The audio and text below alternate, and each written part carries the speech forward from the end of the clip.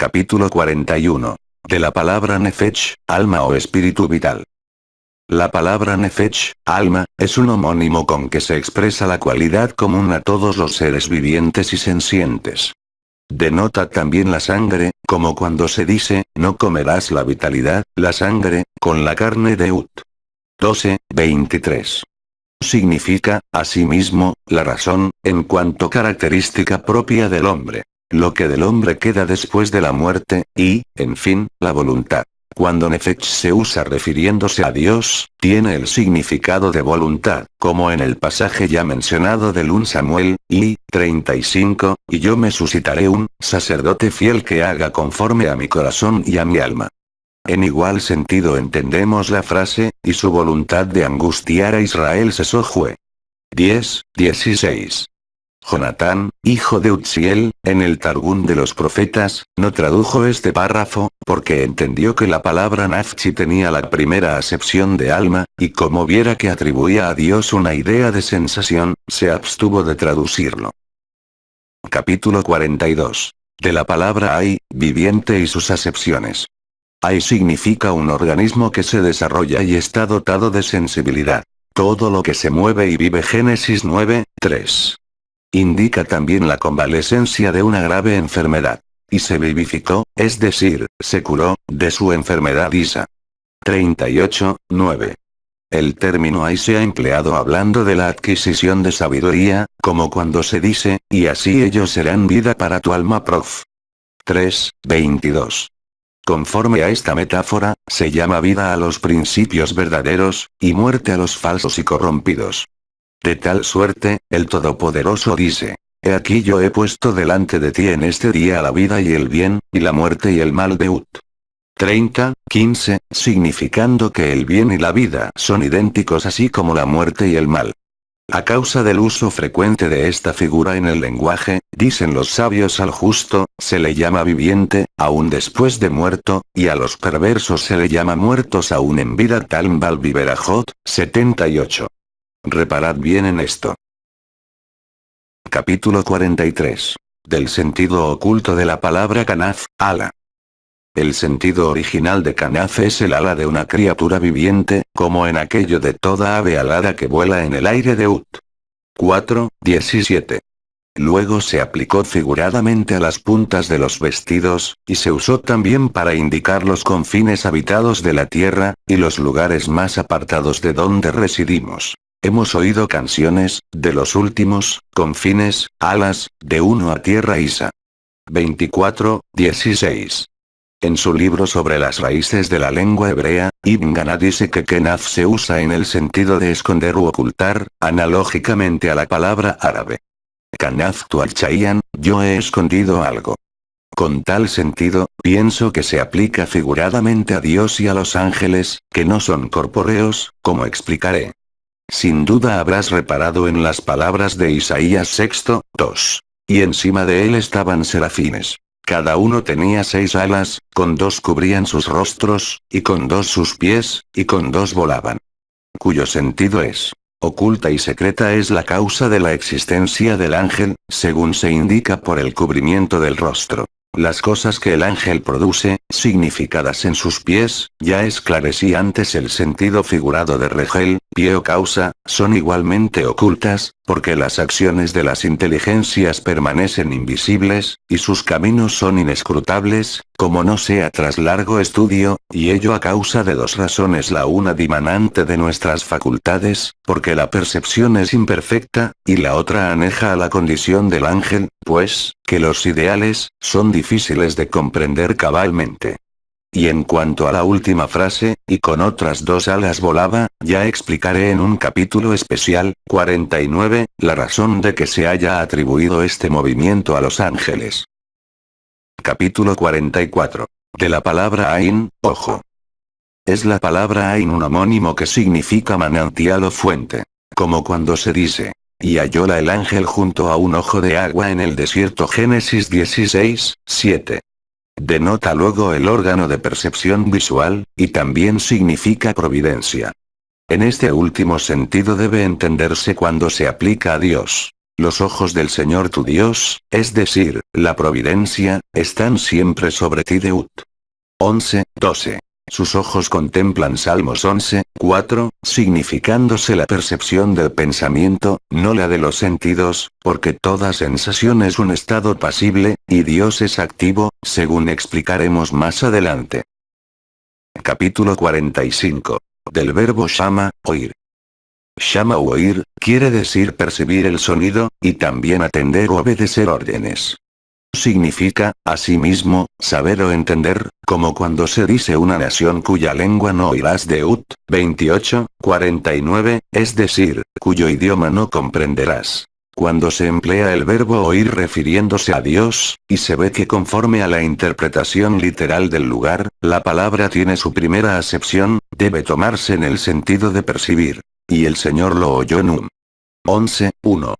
Empero, cuando la interpretación literal de atender, escuchar, significará que Dios responde a la plegaria del hombre y del cumple sus deseos, o que no responde y no los cumple. Y yo seguramente oiré su clamor. Ex. 22:23. Luego te declararé estas metáforas y símiles de modo que sacien tu sed, y te explicaré todas sus acepciones sin que te quede lugar a duda. Capítulo 46. De cómo se atribuyen a Dios, figuradamente, órganos de percepción humana, para indicar las perfecciones divinas. Ya hemos dicho en otro capítulo de este tratado, la gran diferencia que hay entre proponer a uno la existencia de una cosa, y demostrar su verdadera esencia.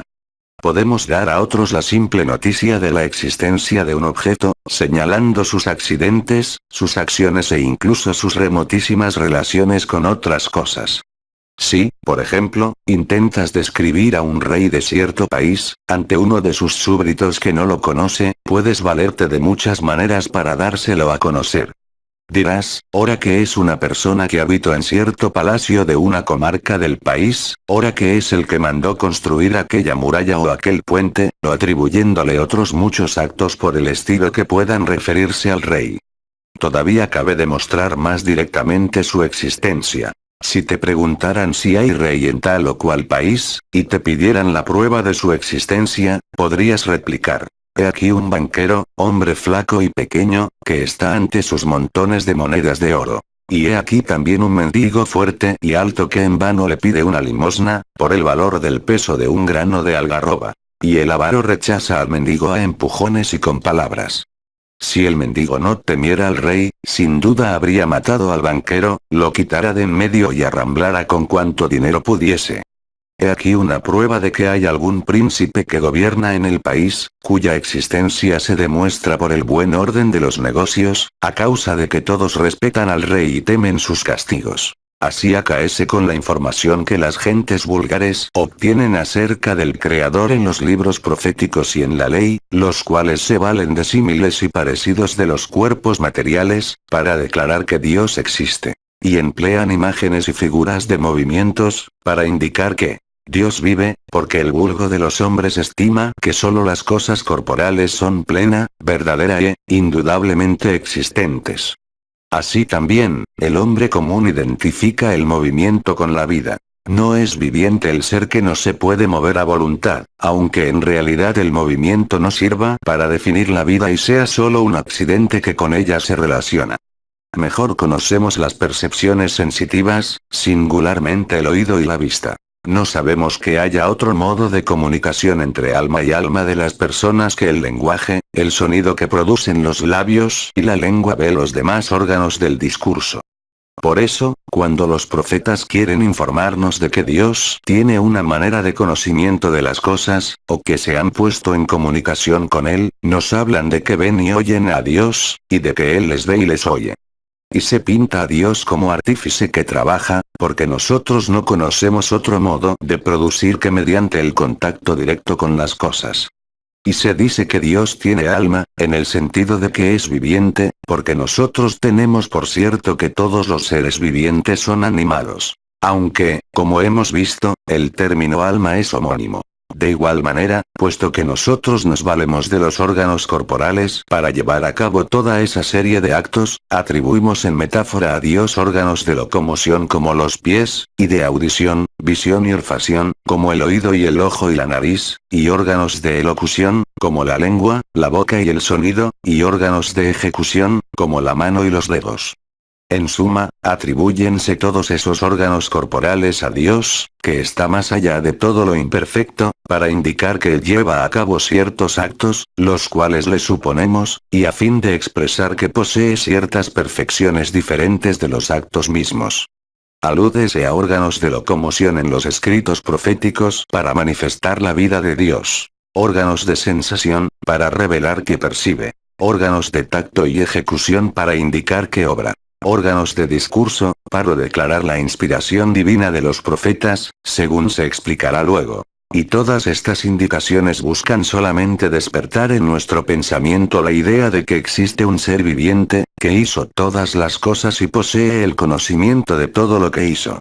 Cuando hablemos de la inadmisibilidad de los atributos divinos, explicaremos que toda esta serie de atributos diversos, transmiten únicamente una idea, es a saber, la de la esencia de Dios. En este capítulo nos proponemos solo esclarecer la razón de que se supongan en Dios, ser perfectísimo, órganos físicos de sensación, en cuanto que los órganos son referencias de las acciones que suelen ejecutarse por medio de ellos. Y puesto que estas acciones, son perfecciones respecto a nosotros, las hacemos predicados de Dios para expresar que Él es perfectísimo, según indicamos al explicar el sentido de la frase rabínica. El lenguaje del Torá es como el de los hombres.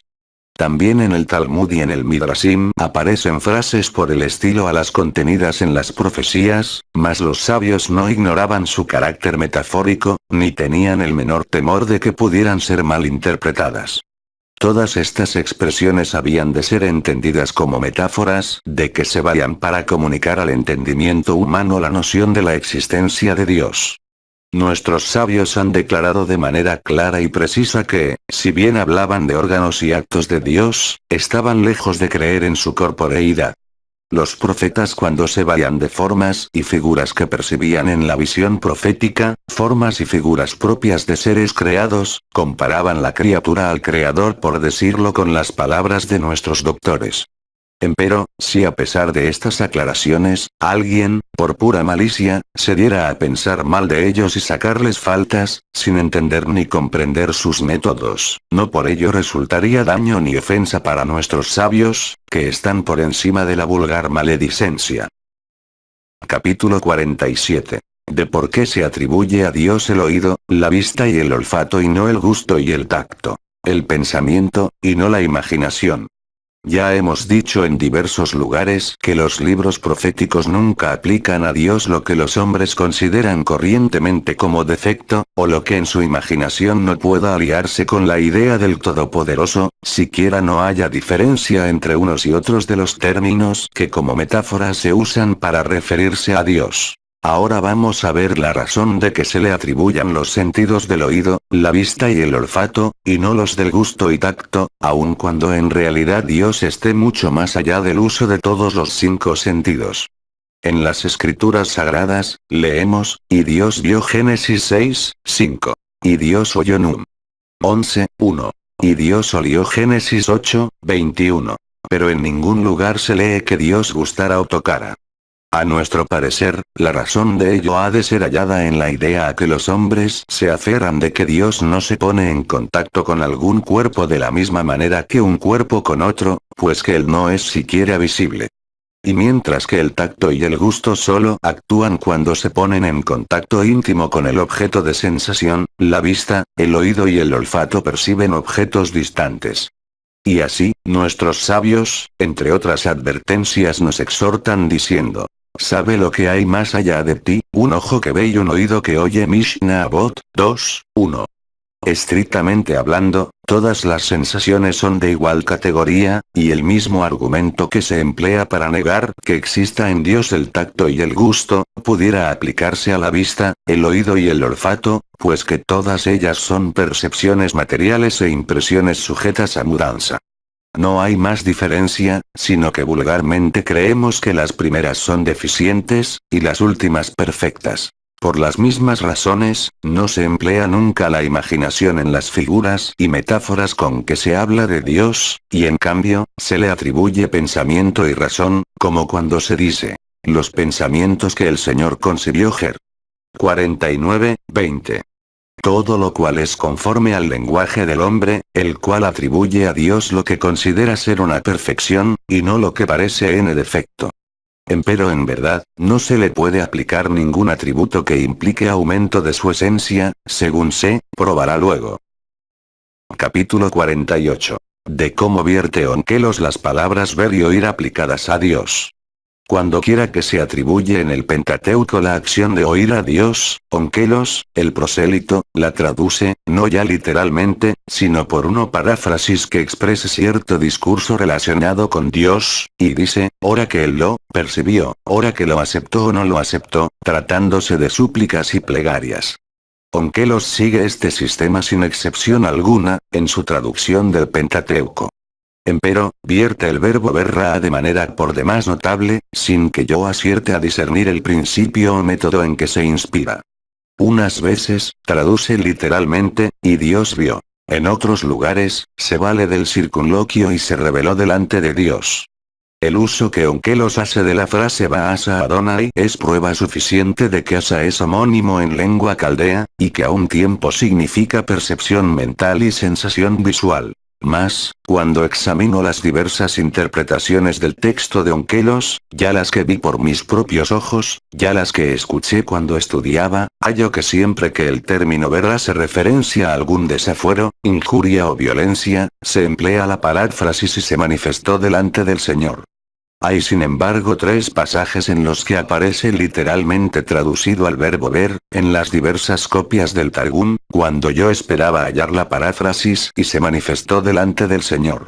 Son estos 3 pasajes los siguientes. Y Dios vio que era grande la maldad de los hombres sobre la tierra, Génesis 6:6. Y Dios vio la tierra, y he aquí que estaba corrompida, Génesis 6:12. Y Dios vio que Lea era aborrecida y 29:31.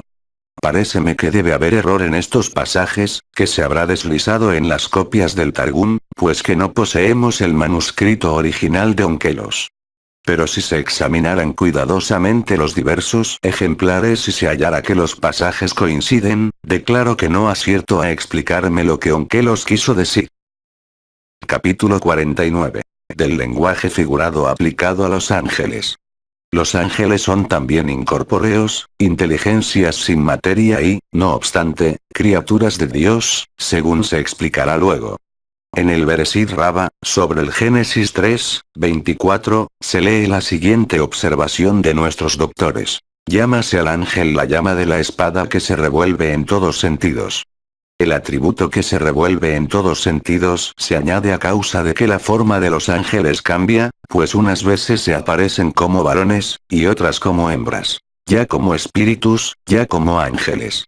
Estas palabras claramente indican que los ángeles son incorpóreos y que no tienen forma permanente fuera del pensamiento de quienes los perciben, que es en la visión profética en donde existen totalmente según la acción del poder imaginativo, como se explicará cuando hablemos del verdadero significado de la profecía. Bien sabes cuán difícil es para el hombre formarse una idea de lo inmaterial y enteramente desprovisto de cuerpo, como no sea tras arduo y considerable aprendizaje. La dificultad es mayor cuando se trata de quienes no distinguen entre los objetos del entendimiento y los de la imaginación, y solo confían en la facultad imaginativa. Las personas de este linaje, al que pertenece la mayoría de los pensadores, no pueden llegar a resolver de verdad cuestión alguna, ni a esclarecer ninguna duda. Es a causa de esta dificultad por lo que en los libros proféticos abundan expresiones que, tomadas a la letra, significarían que los ángeles tienen cuerpo, que circulan, están dotados de forma humana, reciben órdenes de Dios, se ajustan a su palabra y llevan a cabo cuanto Él desea, conforme a sus mandamientos. Todo ello sirve solamente para llevarnos a la creencia de que existe el ángel y que es un ser viviente y perfecto, conforme a lo que hemos explicado refiriéndonos a Dios. Empero, pura transmitir a la mente de los hombres la idea de que la existencia de los ángeles es inferior en grado y jerarquía a la de Dios, introdúcense para describirlos ciertas formas de animales inferiores, con lo cual se muestra que la existencia de Dios es más perfecta, al igual que el hombre es más excelente que los animales. Sin embargo, son las alas el único órgano de las criaturas animales que se atribuye a los ángeles.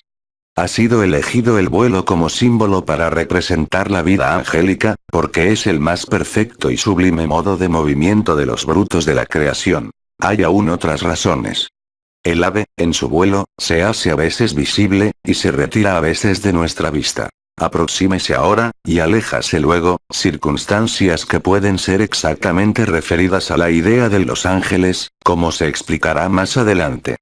Esta perfección imaginaria del vuelo no ha sido nunca atribuida a Dios por ser exclusiva propiedad de los brutos. Pero el vuelo, a que tan frecuentemente se alude en la Biblia, necesita, según lo que enseña nuestra imaginación, que haya alas. Por eso se pone alas a los ángeles, como símbolo expresivo de su existencia, no como nota de su esencia verdadera. También habrá echado de ver tu pensamiento, que cuando una cosa se mueve muy deprisa, decimos que vuela, para significar la gran velocidad. Como vuela el águila de Ut. 28:49. Vuela el águila más rauda que ninguna otra ave, y por eso es la imagen del símbolo. En fin, las alas son los órganos, literalmente, las causas, del vuelo. De aquí que el número de alas de los ángeles corresponda en la visión profética al número de causas que determinan el movimiento de una cosa. Pero de esto trataremos en otro lugar. Capítulo 50. De la fe.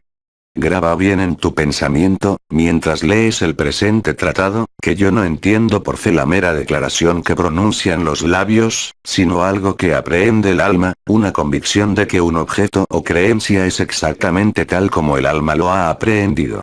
Hallarás no pocas gentes ignorantes que profesan artículos de fe, sin que respondan a idea alguna en ellos. Cuantos creen que Dios es uno, y declaran empero que tiene muchos atributos, pronuncian su unidad con los labios, y afirman su pluralidad con el pensamiento.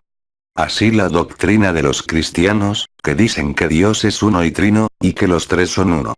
Parecida es la creencia de los que dicen ser Dios uno, pero con muchos atributos. Y que sus atributos son uno con él, negando empero la corporeidad y afirmando su absoluto desligamiento de la materia, como si bastara encontrar juegos de palabras, en vez de fundamentos de creencia. Tú, renuncia a tus deseos y hábitos, sigue a tu razón, estudia cuanto voy a decirte en los capítulos que siguen, acerca de la necesidad de rechazar los atributos de Dios, y, entonces, te convencerás plenamente de lo que he dicho, y serás de los que verdaderamente conciben la unidad de Dios.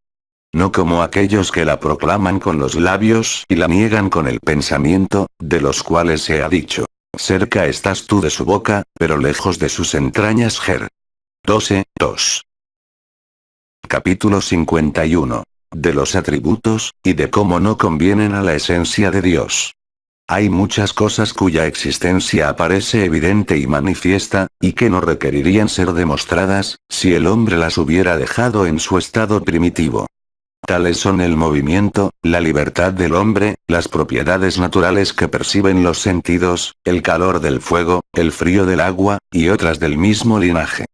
Empero, unas veces porque se afanan en el error, otras porque persiguen particulares designios, los hombres han difundido falsas ideas y establecido doctrinas contrarias a la naturaleza real de las cosas, negando la existencia de lo que perciben los sentidos, o afirmando que existe lo que no existe, por lo cual los filósofos han sido solicitados para que establecieran con pruebas lo que debiera ser por sí mismo evidente, y para que negaran fundadamente la existencia de cosas que solo existen en la imaginación de los hombres.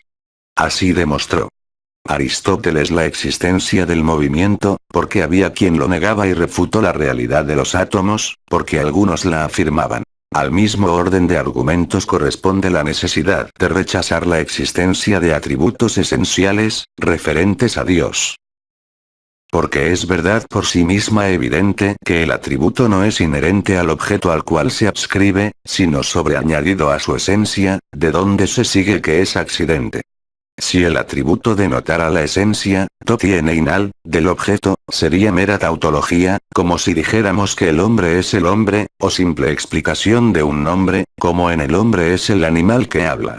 El atributo tiene que ser una de estas dos cosas. O la esencia del objeto que definimos, y en este caso es mera explicación del nombre, o algo diferente del objeto, una propiedad extraña que se le añade, y entonces el atributo es un accidente. No puede haber creencia en la unidad de Dios, como no sea admitiendo que Él es una substancia simple, sin composición y sin pluralidad de elementos. Uno desde cualquier punto de vista que se le considere. Indivisible, de todas suertes y por toda causa. Incapaz de forma alguna de pluralidad, objetiva ni subjetiva, como se demostrará en este tratado. Algunos pensadores han llegado a decir que los atributos de Dios no son ni su esencia ni algo extraño a su esencia. La cual afirmación es como la que ciertos de doctrinarios hacen hablando de que las ideas, es decir, los universales, no son existentes ni inexistentes. O como la de otros, que dicen que los átomos son inextensos, pero mantienen un átomo de espacio ocupado. Que el hombre lo tiene libre albedrío, pero es responsable de sus actos. Todas esas cosas no son más que palabras, y no existen más que en el lenguaje, no en el pensamiento, ni mucho menos en la realidad. Viéronse obligados los hombres a sostener semejantes absurdos, por haber dado rienda suelta a su imaginación, y porque todas las cosas materiales que existen no se pueden concebir sino como substancia acompañada de diversos atributos, pues jamás ha sido hallado nada que consista en una substancia simple sin atributo alguno.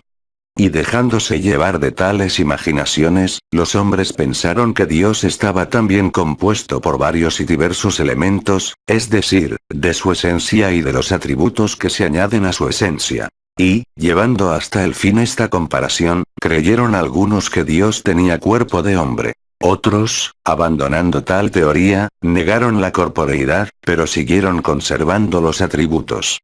El apego al sentido literal del texto de la Sagrada Escritura ha sido la fuente de donde brotaron todos estos errores, como demostraré en algunos de los capítulos que voy a dedicar a estos asuntos.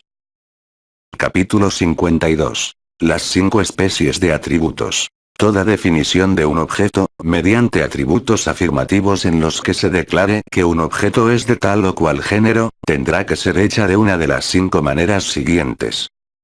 Primera. Definiendo a un objeto, como cuando se dice que el hombre es un ser viviente y racional. Semejante definición, que contiene la verdadera esencia del objeto, no pasa de ser una explicación del nombre. Tal definición no es aplicable a Dios, pues que no hay causas anteriores a su existencia, por las que pueda ser definido. En ello convienen todos los filósofos que saben lo que se dicen. Segunda. Cuando se da a conocer un objeto con una parte de su definición, por ejemplo, diciendo que el hombre es un ser viviente, o que es un ser racional. Convienen todos en que tampoco es esta manera apropiada para describir a Dios. Porque si hubiéramos de hablar de una parte de su esencia, consideraríamos que tenía partes, y que por lo tanto era compuesto. Tercera. Cuando se describe un objeto mediante algo diferente de su verdadera esencia, algo que no complementa ni declara la esencia del objeto, en cuyo caso la descripción se refiere a una cualidad. Pero una cualidad, en su más genérico sentido, es un accidente. Si describiéramos a Dios de tal manera, daríamos a conocer un substratum de accidentes. Razón bastante para rechazar la idea de que él posea cualidad, pues que semejante noción discrepa por completo de la verdadera concepción de su esencia. Hay, como sabes, 4 clases de cualidad, y yo te pondré ejemplos de atributos de cada una de ellas, a fin de mostrarte que esta especie de atributos no es aplicable a Dios.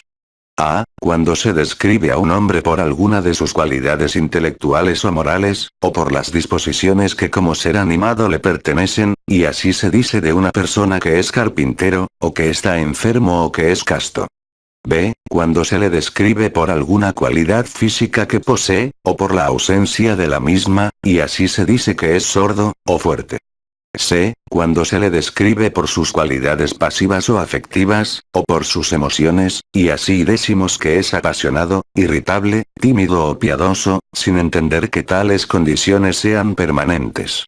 D. Cuando se describe una cosa por sus propiedades cuantitativas, diciendo que la tal cosa es larga, corta, recta o curva, etc. Medita acerca de todos estos atributos, y hallarás que no pueden ser empleados para referirse a Dios, que no es una magnitud susceptible de cantidad. Ni puede ser afectado y no posee cualidades emotivas. No está sujeto a condiciones físicas, ni es un ser animado en el que puedan darse disposiciones del alma. Síguese de aquí que ningún atributo de Ensintas comprende el epígrafe de la cualidad, en su más amplio sentido, puede ser predicado de Dios. En suma, estas tres clases de atributos, los que describen la esencia de una cosa, una parte de la esencia o la cualidad de la esencia, son claramente inadmisibles refiriéndose a Dios, pues implican composición que, como se probará, no cabe en el Creador, que es absolutamente uno. Cuarta. Cuando se declara lo que es una cosa mediante su relación a otra, sea al tiempo, al espacio o a un individuo diferente, como cuando decimos, Sai, padre de fulano o socio de sutano, o que vive en tal sitio o que vivió en tal tiempo. Esta clase de atributos no implican necesariamente pluralidad ni cambio en la esencia del objeto descrito. Porque el mismo Said puede ser a un tiempo el socio de Amru, el padre de Bekr, el maestro de Khalid, el amigo de Said, y habitar en cierta casa y haber nacido en cierto año. A primera vista parece que estos atributos puedan ser empleados refiriéndose a Dios, pero un más cuidadoso examen nos convencerá de su inadmisibilidad. El tiempo es un accidente del movimiento. El movimiento es una de las condiciones a que solo los cuerpos materiales están sujetos, y como Dios es inmaterial, no puede haber relación alguna entre el tiempo y Dios. Por parecidas razones demostraríamos que no puede haber relación entre Dios y el espacio, o entre el Creador y sus criaturas, pues que Dios tiene existencia absoluta, y todos los demás seres solo existencia posible, por todo lo cual, errarías si aplicases atributos afirmativos a Dios, en sentido literal, aun cuando solo se refiriesen a relaciones, siquiera sean estos atributos los más apropiados, pues que no implican que exista una pluralidad de cosas eternas o que tenga lugar algún cambio en la esencia de Dios, cuando sufren mudanza las cosas con las que Dios está en relación. Quinta. Cuando se describe una cosa o ser por sus acciones. Por acciones no quiero decir la disposición o capacidad inherente para realizar cierta obra, como en las palabras carpintero, pintor o herrero, pues estos términos corresponden a una categoría de las cualidades que antes mencionara. Lo que quiero decir es la acción que el ser ha llevado a cabo, como cuando digo que Said hizo esta puerta, construyó esta pared o tejió este vestido. Esta clase de atributos es independiente de las esencias de las cosas descritas, y por lo tanto, apropiados para emplearlos cuando describimos al Creador, sobre todo si nos hemos percatado bien de que las diferentes acciones no implican que haya diversos elementos en la substancia del actor o agente, en virtud de los cuales se produzca la diversidad de actos, según se explicará luego. Al contrario, todas las acciones de Dios emanan de su esencia, no de algo extraño que se haya agregado a su esencia. En suma, lo que hemos explicado en el presente capítulo es esto. Que Dios es uno en todos los sentidos, que no contiene pluralidad ni elemento alguno agregado a su esencia, y que los muchos atributos que en diferentes sentidos se le aplican en la escritura, proceden y se explican por la muchedumbre de sus acciones, no por una pluralidad de su esencia, y se emplean en cierto modo con el propósito de transmitirnos alguna idea de la perfección divina, conforme a la noción que nosotros tenemos de lo perfecto. En el siguiente capítulo se explicará la posibilidad de que haya una substancia simple que, excluyendo la pluralidad, pueda no obstante llevar a cabo diversas acciones. Capítulo 53. Argumentos de los que aplican atributos a Dios. Los hombres han venido a creer en la existencia de atributos divinos, por causas parecidas a las que hicieron que otros creyeran en la corporeidad de Dios, los cuales no llegaron a esto por especulación intelectual, sino siguiendo el sentido literal de ciertos lugares de la Biblia. hallarás que todos cuantos atributos se afirma que son esenciales al Creador, aun cuando los partidarios de tal doctrina no lo digan con toda precisión, expresan bien o cualidad parecida a las que solemos advertir en los cuerpos de las criaturas vivientes. A todos estos lugares de la escritura, les aplicamos el principio de que, el Torá habla con el lenguaje del hombre. Muchos de los atributos manifiestan diversos actos de Dios, pero esta diferencia no implica necesariamente que exista diversidad en aquel de quien los actos proceden. Dícese del fuego que blanquea, ennegrece, arde, cuece, coagula y derrite. Pero quien conozca la naturaleza de este elemento, descubrirá en todas esas acciones los efectos de una sola virtud que los produce, es a saber, el calor. Pues si esto acaece con lo que vemos en la naturaleza, cuanto más no será cuando se trate de seres que obran con voluntad libre, y más aún, en el caso de Dios, que está más allá de toda descripción. Aunque percibamos en Dios diversos géneros de relaciones, a causa de que para nosotros y en nosotros la sabiduría es distinta del poder, y el poder, de la voluntad, no por ello se sigue que haya en Dios diversidad de elementos, uno de los cuales le sirva para conocer, otro para querer y otro para ejercitar su poderío, que esto es lo que significan los atributos, según los que profesan tal doctrina. Los atributos que hallamos en la Sagrada Escritura, o son maneras de cualificar sus acciones, sin referencia alguna a su esencia, o indican la perfección absoluta, mas no que la esencia de Dios esté compuesta de diversos elementos. Todavía queda por examinar una dificultad más, de las que les llevan a sostener semejante error.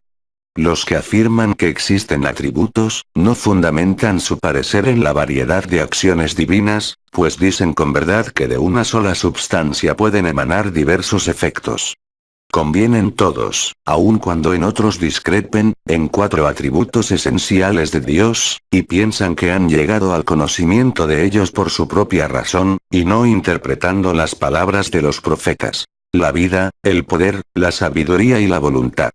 Y creen que estas 4 cosas diferentes, estas perfecciones, no pueden en modo alguno faltar al Creador, y que no son cualificaciones de sus actos, sino atributos de su esencia. Empero has de saber que la vida y la sabiduría no son cosa distinta en Dios. Porque para todo ser consciente, el vivir y el saber son la misma cosa, si por sabiduría entendernos la conciencia de sí mismo. Por otra parte, el sujeto y el objeto de la conciencia son sin duda idénticos en Dios. Porque, a nuestro juicio, no consta él de un elemento que aprehende y de otro que es aprehendido. No es, como el hombre, combinación de alma consciente y de cuerpo inconsciente. Por otra parte, los atributistas no hablan en este sentido de la sabiduría, sino del poder que Dios tiene de aprehender a sus criaturas. No cabe duda que el poder y la voluntad no existen en Dios, por relación a su esencia, pues que no es posible que Él tenga poder y voluntad respecto de sí mismo, ni podemos imaginar tal cosa. Interpretan ellos estos atributos, como diferentes relaciones existentes entre Dios y sus criaturas, y quieren decir que Dios tiene poder al crearlas, voluntad al darles existencia conforme a su deseo, y sabiduría al conocer lo que ha creado. Consiguientemente, estos atributos no atañen a la esencia de Dios, sino que expresan relaciones entre Él y sus criaturas. Nosotros, los que verdaderamente creemos en la unidad de Dios, declaramos que Él es una esencia simple, sin elemento adicional alguno. Lo mismo da que esos diversos atributos se refieran a sus acciones o a las relaciones de Dios con sus obras. En realidad, tales relaciones solo existen en el pensamiento de los hombres. Esto es lo que debemos creer respecto a los atributos que se mencionan en los libros de los profetas, algunos de los cuales deben entenderse como maneras de expresar la perfección de Dios, por vía de comparación con lo que consideramos perfecciones en nosotros mismos. Capítulo 54. Aclaración de algunas alegorías relativas a la esencia y atributos de Dios. El más sabio de los hombres, nuestro maestro Moisés, pidió a Dios 2 cosas, y en ambos casos respondió Dios a su plegaria: que le permitiera conocer su esencia, y que le declarara sus atributos. Rogó Moisés a Dios que le otorgara el conocimiento de sus atributos, y que perdonara a su pueblo. Cuando lo último le hubo sido otorgado, siguió orando para que se le diera a conocer la esencia de Dios, en las palabras, muéstrame tu gloria ex. 33:18, a lo que le fue dada la siguiente favorable respuesta. Yo haré pasar toda mi bondad delante de tu rostro y 19. En lo que atañe a la segunda petición, empero, le fue dicho. No podrás ver mi rostro y 20. Las palabras toda mi bondad indican que Dios prometió mostrarle toda la creación, de la cual había sido declarado. Y Dios vio todo lo que había hecho, y he aquí que era todo muy bueno. Génesis 1:31. Cuando digo que quería manifestarle el conjunto de la creación, quiero decir que Dios le prometió hacerle comprender la naturaleza de todas las cosas, las relaciones de unas con otras, y la manera como Dios las gobierna, tanto respecto del universo en general, como de cada criatura en particular. En suma, el conocimiento de las obras de Dios, lo es el de los atributos por los cuales puede ser Dios conocido. Es, pues, evidente que las maneras como Moisés quería conocer, y que Dios le enseñó, son las acciones que de Dios emanan. Nuestros sabios las llaman midot, cualidades, y hablan de 13 midot de Dios, Talmud. Babli Rosh Hashanah, 17b. Ahora bien, cuando quiera que percibimos alguna de sus acciones, adscribimos a Dios la emoción que suele ser en nosotros fuente de acciones parecidas, y le llamamos entonces con algún epíteto que exprese dicha emoción. Vemos, por ejemplo, cómo atiende a la vida del embrión de los seres vivos, cómo dota de ciertas facultades al embrión y a quienes han de cuidarlo una vez nacido, protegiéndolo de la destrucción y muerte, amparándolo de todo daño, y cuidando de que se cumpla cuanto es menester para su desarrollo y crecimiento. Cuando nosotros efectuamos actos semejantes, lo hacemos movidos por cierta ternura que llamamos misericordia o piedad. Por eso decimos que Dios es misericordioso, como un padre es misericordioso con sus hijos, así el Señor es con los que le temen. Salmos 103:13.